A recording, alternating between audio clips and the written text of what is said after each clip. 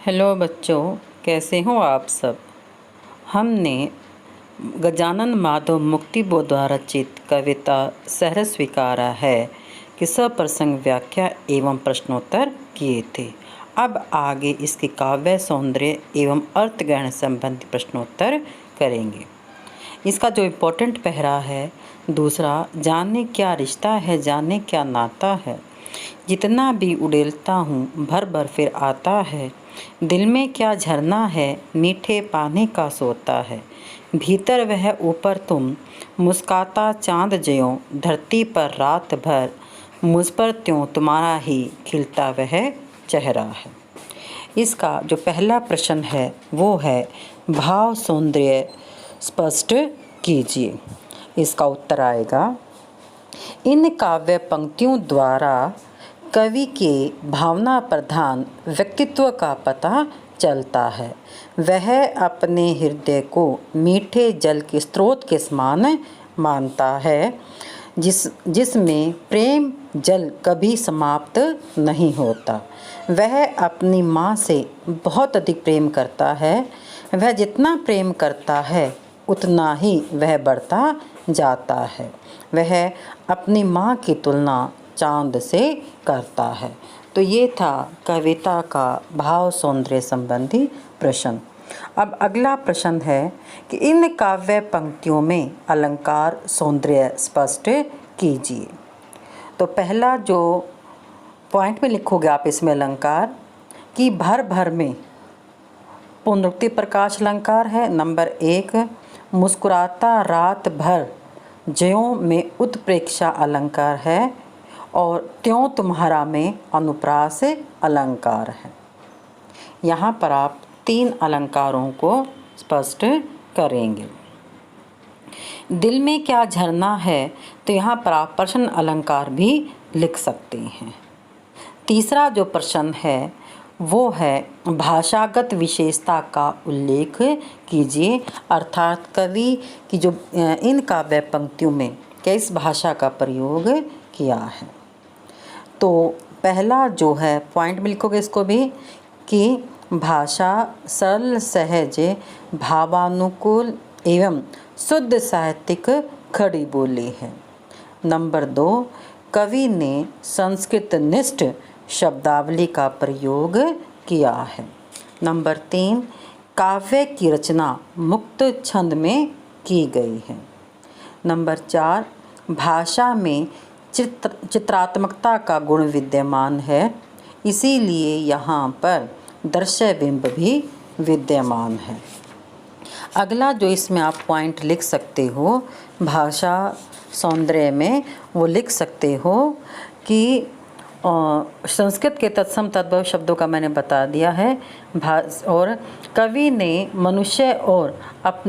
ने अपनी माँ और अपने बीच अटूट संबंध के बारे में वर्णन किया है।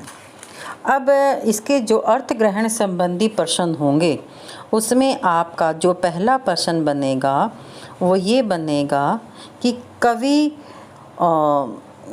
बताती हूँ मैं भी आपको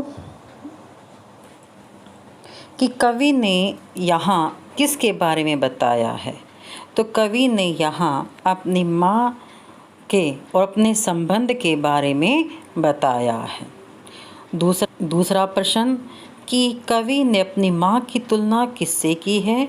कवि ने अपनी माँ की तुलना चांद से की है कि जिस प्रकार चांद धरती से प्रेम करता है वैसे ही मैं अपनी माँ से उतना ही अधिक प्रेम करता हूँ। दिल में क्या झरना है, मीठे पानी का सोता है, पंक्ति का भाव स्पष्ट कीजिए। यहाँ कवि के कहने का तात्पर्य है कि मेरे दिल में अपनी माँ के प्रति अत्यधिक प्रेम है और मैं जितना भी अपनी माँ के प्रति अपने प्रेम को व्यक्त करता हूँ ठीक उतना ही अधिक जो प्रेम है वो मेरी माँ के प्रति बढ़ता जा रहा है। इसके अलावा जो कवि ने भी यही कहा है कि जो मेरा जो प्रेम है वो मीठे पानी के स्रोत के समान है।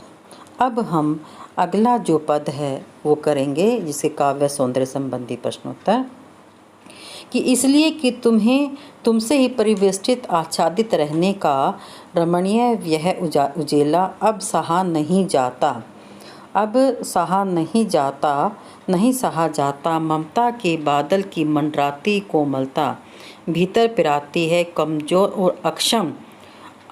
अब हो गई है आत्मा यह छटपटाती छाया की भवित्यता डराती है, बहलाती सहलाती आत्मीयता बर्दाश्त नहीं होती है।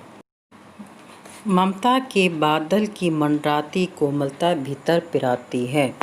कविता का भाव, पंक्तियों का भाव स्पष्ट कीजिए।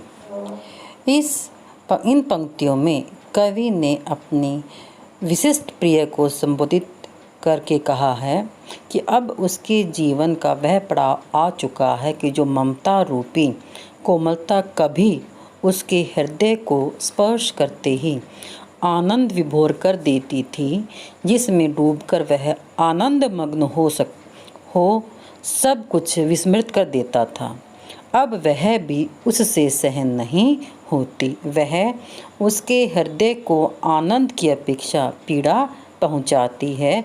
वह उसे बादलों के मंडराने के समान कठोर बताता है।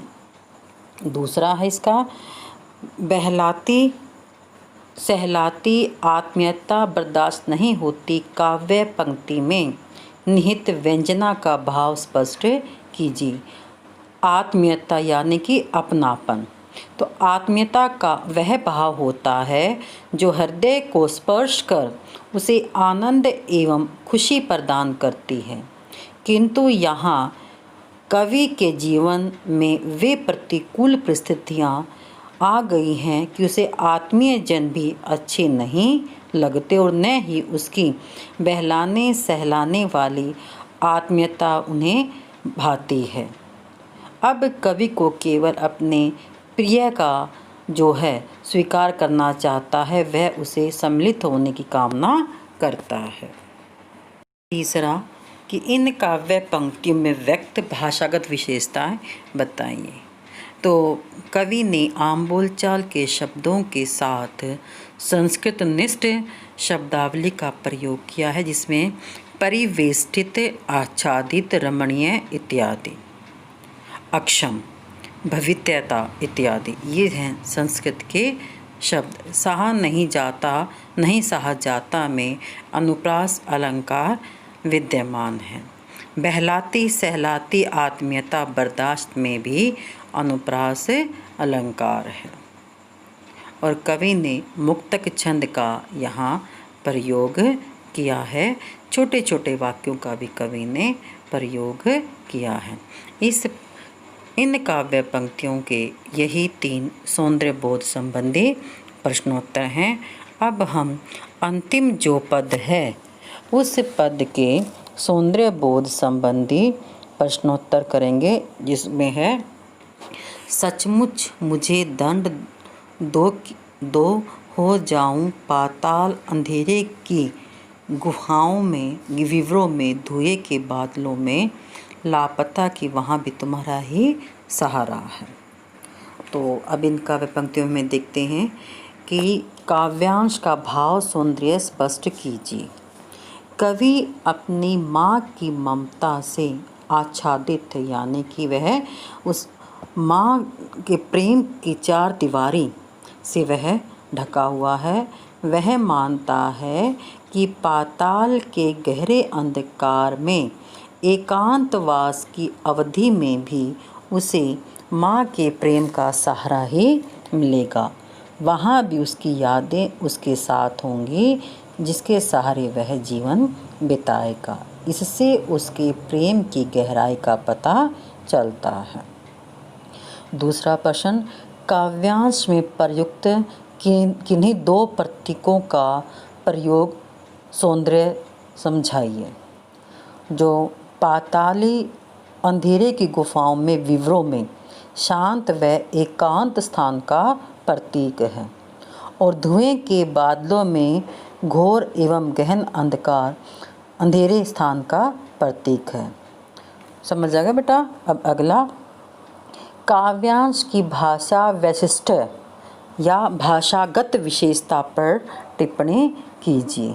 तो इस पर आप पॉइंटों में लिखोगे। नंबर 1, कवि ने संबोधन शैली का प्रयोग किया है। लगता है कि सहारा है में विरोधाभास अलंकार है। पाताली, अंधेरी, गुफाओं, विवर आदि शब्दों में अपराध बोध व्यक्त होता है। तत्सम प्रधान शब्दावली का प्रयोग है और कवि ने सुंदर विशेषणों का भी प्रयोग किया है। तो इसमें हमने देखे हैं काव्य सौंदर्य संबंधी प्रश्नोत्तर। अब इसके अर्थ ग्रहण संबंधी।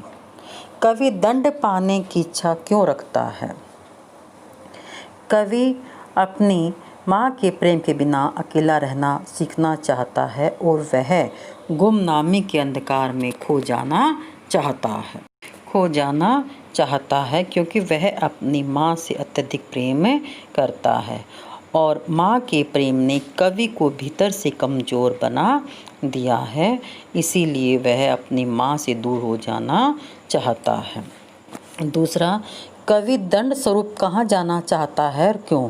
कवि दंड स्वरूप गहन अंधकार वाली गुफाओं, सुरंगों या धुएं के बादलों में छिप जाना चाहता है। इससे वह अपनी माँ से दूर और अकेला रहना सीख जाएगा। अंतिम क्वेश्चन, कवि को जीवन की हर दशा सहर्ष क्यों स्वीकार है? तो कवि ने अपने जीवन के सुख दुख, सफलताएं असफलताएं सभी कुछ खुशी खुशी अपनाया है क्योंकि ये उसकी माँ को अच्छे लगते हैं और उन्हें अस्वीकार करना कवि के लिए असंभव है। इसीलिए कवि हंसते हंसते सभी कुछ स्वीकार कर लेता है। आशा है कि आपको सहज स्वीकार कविता जो है वो समझ आ गई होगी। उसके सप्रसंग व्याख्या, उसके MCQs, साथ में उसके जो काव्य सौंदर्य संबंधी प्रश्नोत्तर जो मैंने इस वीडियो में आपको करवाए हैं। तो अब आप इस काव्य सौंदर्य संबंधी प्रश्नोत्तरों को आप उत्तर पुस्तिका में लिखेंगे और इस कविता के प्रश्नोत्तरों को भी याद करेंगे। धन्यवाद।